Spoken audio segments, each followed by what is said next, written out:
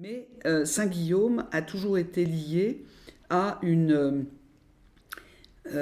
atmosphère d'accueil.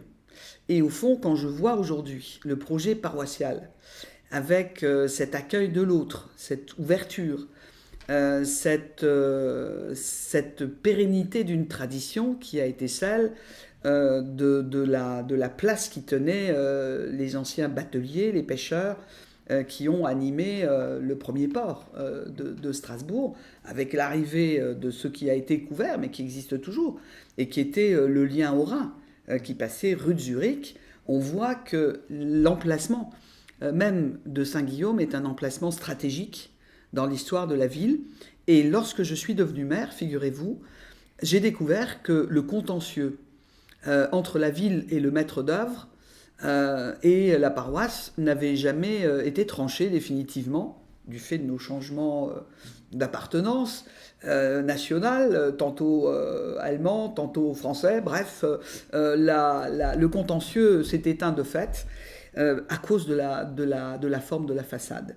Ce qui aujourd'hui caractérise Saint-Guillaume, avec son clocher, avec cette façade un peu de biais, eh bien, ça a quand même valu entre l'architecte et la collectivité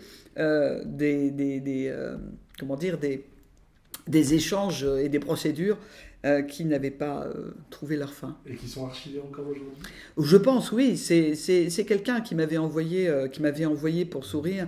Je ne sais pas si c'était un rire jaune ou pas à l'époque, parce que je m'intéressais à l'histoire de Strasbourg aussi.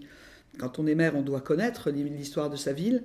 Et j'avais donc découvert que Strasbourg avait une réputation quand même assez difficile auprès des villages, comme le village de Dossenheim-sur-Zinsel, que nous n'avions pas, enfin je dis nous, enfin, nos ancêtres, n'avaient pas protégé. Ils étaient allés chercher le roi de Suède contre Strasbourg.